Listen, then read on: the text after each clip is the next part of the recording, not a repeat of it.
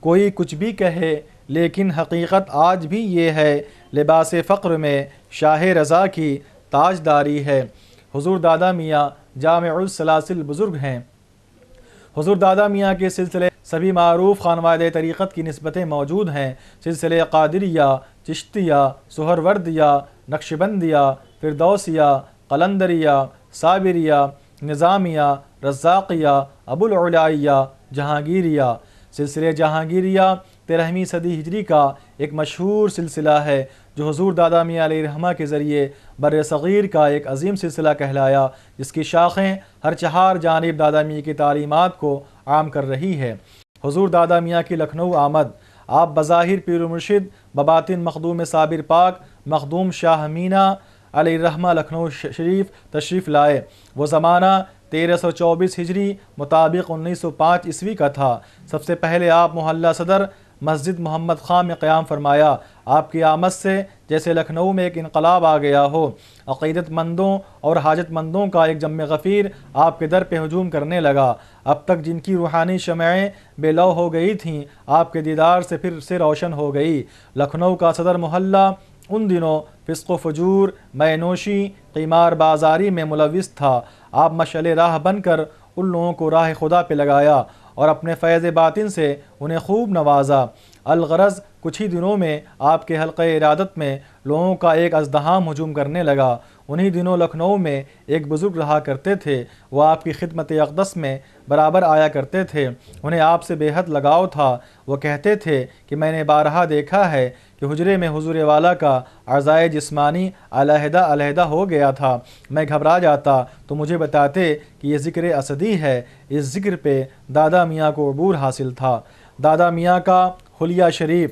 حضور دادا میاں علیہ الرحمہ نہایت ہی شکیل و جمیل، پروجاہت، طویل القامت، ہزاروں میں یکتا، بڑی آنکھیں جن میں سرخی کے ڈورے، رنگ گورا، دہن پاک متوسط، دانتوں کے درمیان کھڑکی، سینہ کشادہ، دست و پا خوبصورت و موضوع، ریش اقدس گھنی گول اور خوب بھری ہوئی، منہ مبارک سیدھے، منہ سر کانوں کی لو تک، آواز شیریں مگر بلند، وضع میں انکساری اور سادگی، رفتار شاہانہ، انداز فقیرانہ، خلوت و جلوت میں یکساں، گویا حسن و جمال کا یہ مجسمہ زمانے میں یکتائے روزگار تھا۔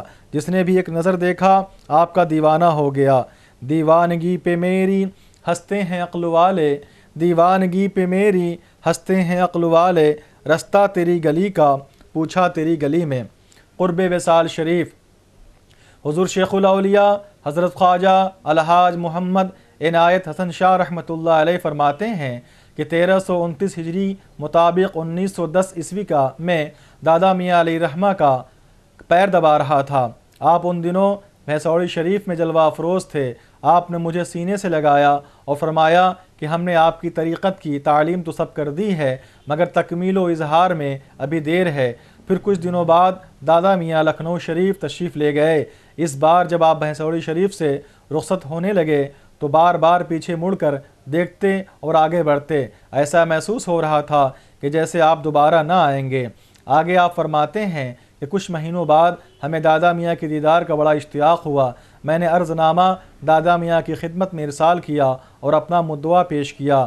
جواب میں دادا میاں نے فرمایا، ابھی آپ میرے پاس آنے کا قصد نہ کریں، عنقریب ہم بھیسوڑی شریف ہوتے ہوئے اجمیر شریف جانے والے ہیں۔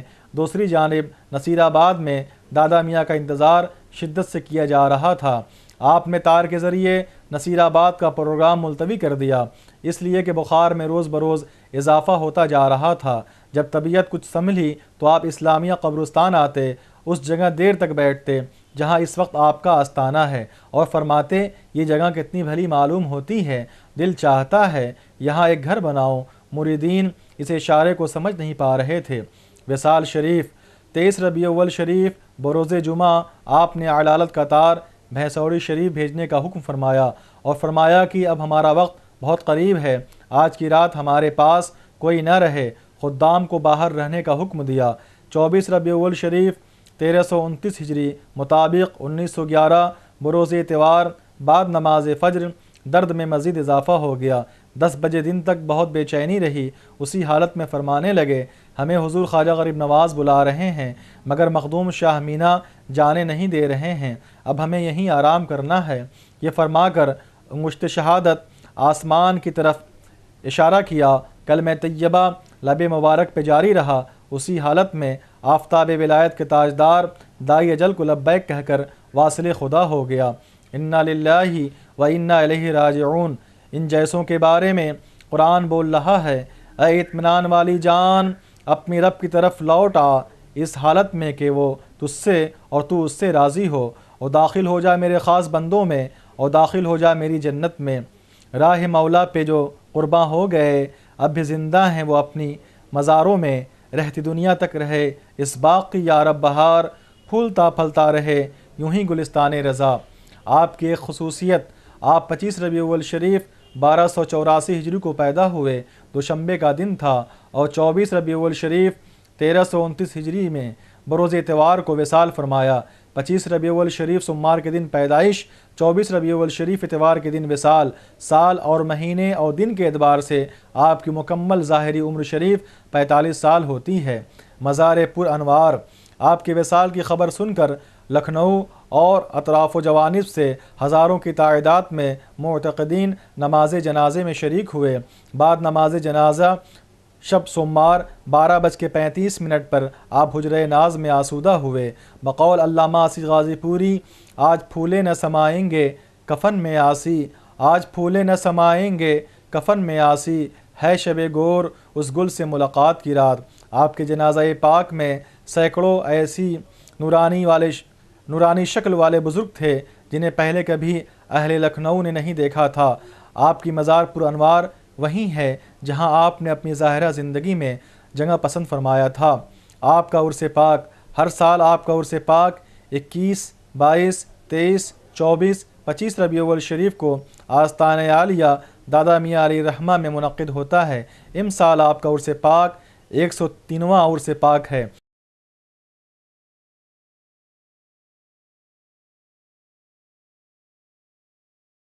مظہر شان ولایت ہے شہنشاہ رضا، مظہر شان ولایت ہے شہنشاہ رضا، مظہر شان ولایت،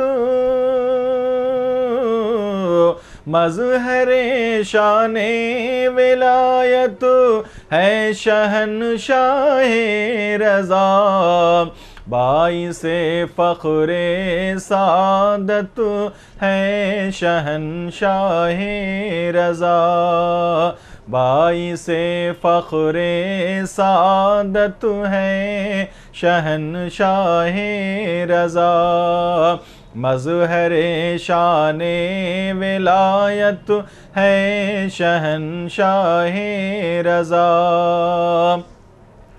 مسلک راہ تصوف کے امام الوقت آپ، مسلک راہ تصوف کے امام الوقت آپ، مسلک راہ تصوف،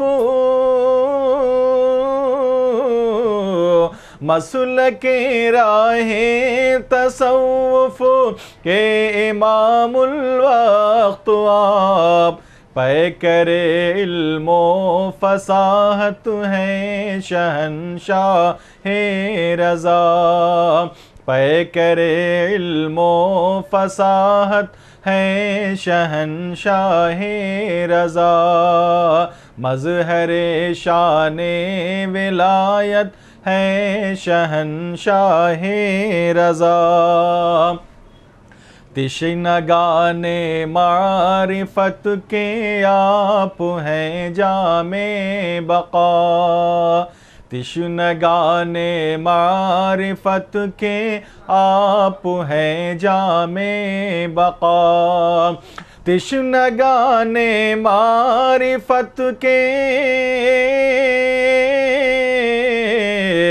تشنگان معرفت کے آپ ہیں جام بقا، مقتداؤں کے صباحت ہیں شہنشاہ رضا۔